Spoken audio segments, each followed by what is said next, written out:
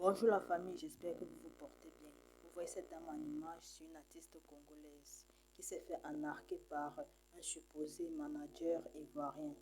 Elle s'est fait anarquer une somme de 75 millions. Écoutons son histoire.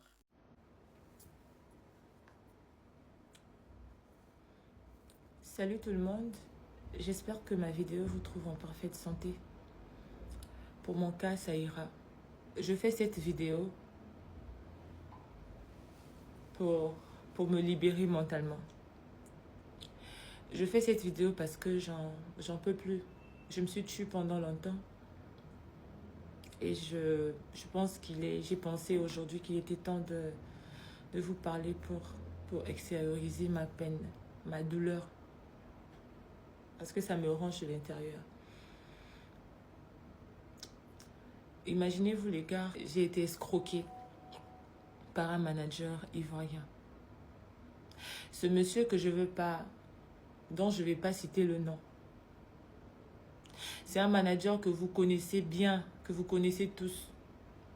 C'est un manager très influent ici en Côte d'Ivoire. Le gars, il m'a escroqué 75 millions de francs CFA. Je vous parle de 75 millions de francs CFA. Je suis congolaise. Je suis artiste congolaise des deux pays.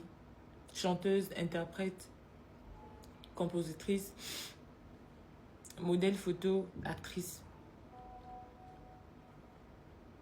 Je suis arrivée en Côte d'Ivoire en 2024 dans le cadre de la musique. En venant, j'avais deux amis que je connais depuis longtemps, qui se sont installés ici en Côte d'Ivoire. Donc quand je suis venue, on s'est vus, voilà, ils m'ont reçu. Et après quelques jours, c'était l'anniversaire de l'un de mes amis, de mes deux amis. Il m'appelle un soir pour me dire qu'il aimerait bien que je chante lors de son anniversaire. Donc il m'a donné la date, voilà. Et c'était mon ami, je lui ai dit d'accord, que j'étais parfaitement d'accord. Donc le jour J, je me suis rendue à l'anniversaire. C'était un soir. J'ai presté, ça s'est bien passé. Et c'est là que je rencontre ce monsieur X, ce fameux manager. Quand j'ai fini ma prestation, j'ai rejoint ma place, j'ai regagné ma place. C'est là que le monsieur, il s'approche de moi pour me dire qu'il m'a écouté chanter.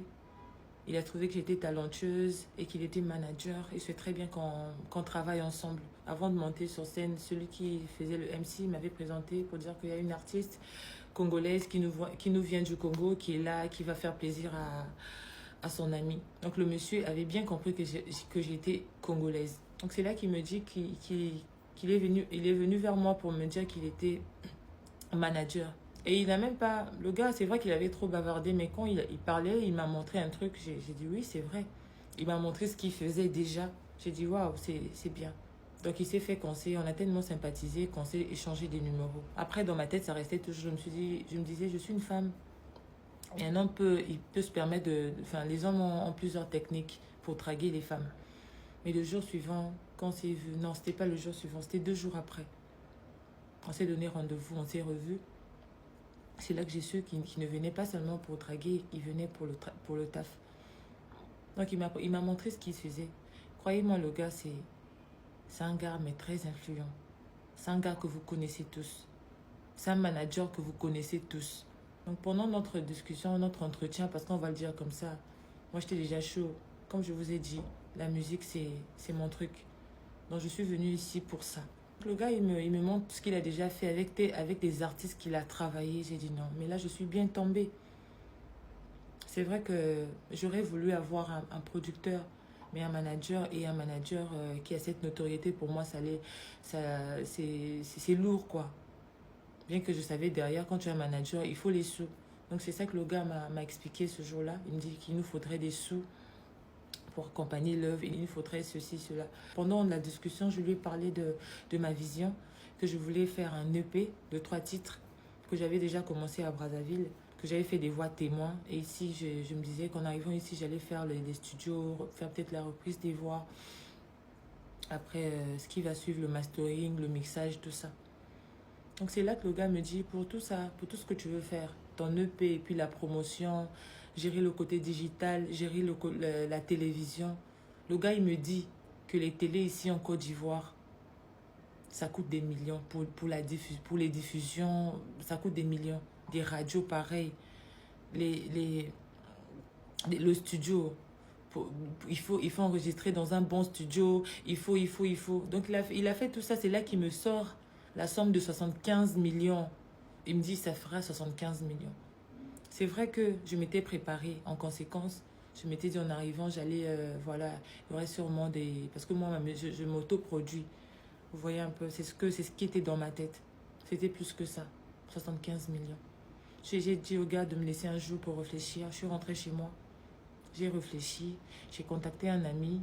Je lui ai fait part de ma discussion de ce que j'ai eu comme entretien avec le manager. Il m'a dit, si tu le sens d'accord, fais-le. Je lui ai parlé de lui. Il a tout de suite reconnu. Il a dit, mais attends, c'est quelqu'un, en tout cas, tu es bien tombé. Donc après, j'ai rappelé le manager, ce fameux manager.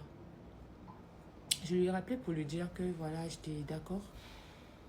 Et qu'on allait, il m'a dit, tout de suite, il me dit, d'accord, on va signer un contrat, tout ça. J'ai dit, ok. Mais à ma grande surprise, quand on s'est fixé rendez-vous pour se revoir, pour lui remettre des sous et puis signer le contrat, c'est là que je me rends compte qu'il était venu comme ça. Je lui demande le contrat, il me parle de son juriste, il fallait ceci, il fallait cela. Et je ne sais pas comment j'ai fait. Comment j'ai fait pour être assez bête, pour être assez naïve. Je lui ai remis les sous. Et c'est là qu'on a commencé à travailler. On a enregistré au studio, on a fini avec le studio. Il était question qu'on fasse le clip. D'ailleurs, on a commencé même les reps avec les danseurs. On a fait des répétitions avec les danseurs. Tout était calé, on avait une date. Il m'a présenté au réalisateur, il y avait une date calée pour ça. Et c'est là que j'appelle le gars, son numéro ne passe plus. J'appelle le gars, j'essaie de le joindre sur les réseaux sociaux. Facebook, WhatsApp, Instagram, TikTok. Ça ne marche plus. Ça ne marche plus. Le gars s'est volatilisé, le gars a disparu.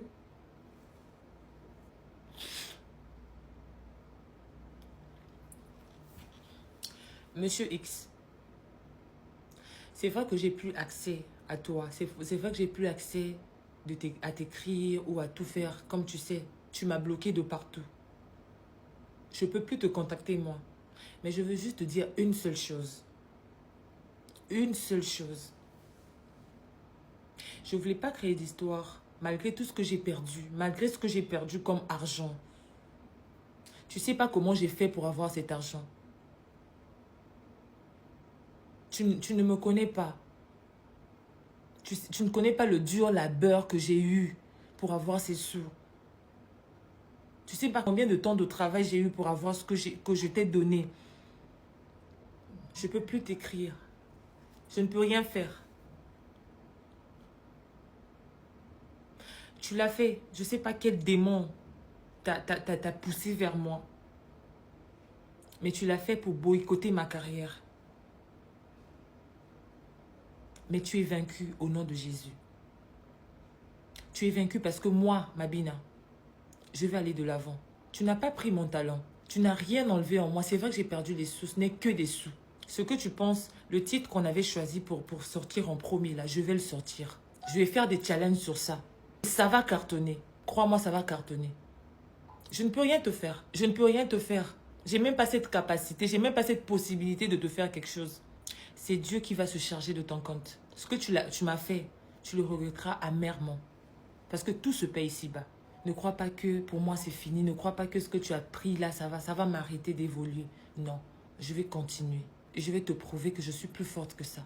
Ce qui ne nous tue pas nous rend plus forts. Et maintenant, je serai plus forte que jamais.